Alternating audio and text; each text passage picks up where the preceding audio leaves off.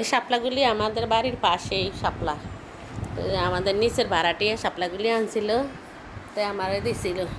যাক, আসসালামু আলাইকুম, আপনারা ভালো আছেন নি? আলহামদুলিল্লাহ আমি ভালো আছি। আমি আজকে শাপলা ভাজি করব, কীভাবে ভাজি করব আপনারা দেখতে থাকেন। এই যে শাপলা কুটতে বসলাম, শাপলা এই যে চলতে আসি কুটতে আসি, একটু সময় লাগে শাপলাটা কুটার পরে দিয়ে। আর তাজা শাপলাগুলি দেখলে সবারই মন চাইব খাইতে। উঠিয়ে আনছে তো মাত্র বিলের মধ্যে তো নেই। এই যে কুটে কাটা শেষ করলাম, এখন এই যে তেল দিলাম, পেঁয়াজ দিলাম, এই যে তেল দিছি, পেঁয়াজ দিছি, পেঁয়াজের সাথে সামান্য অল্প একটু রসুন দিছি, রসুন ছাড়া আর কিছু দিই না। এখন এটা হচ্ছে টেবিল চামচে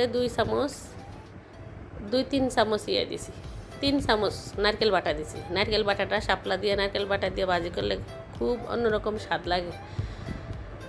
এই শাপলা ভাজি হইলে আর কিছু লাগে না, আপনারা খেয়ে দেখবেন। লবণ দিলাম 1 চামচ, মানে ভাজি তো পরিমাণ মতো লবণ দিছি।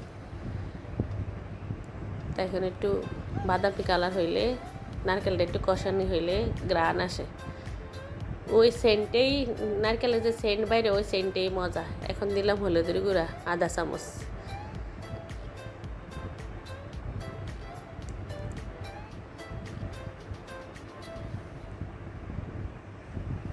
এখন দিলাম মরিচের গুঁড়া 1 চামচ,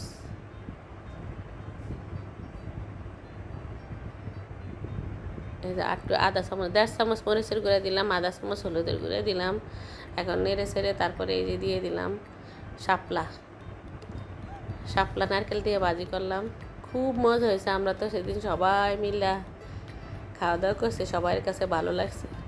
এই শাপলা অনেক কিছু দিয়ে রান্না করা যায়, ইলিশ মাছের মাথা দিয়ে রান্না করা যায়, শাপলা চিংড়ি মাছ দিয়ে ভাজি করা যায়, এই যে নারকেল দিয়ে ভাজি করলাম, অনেক কিছু দিয়েই রান্না করা যায়।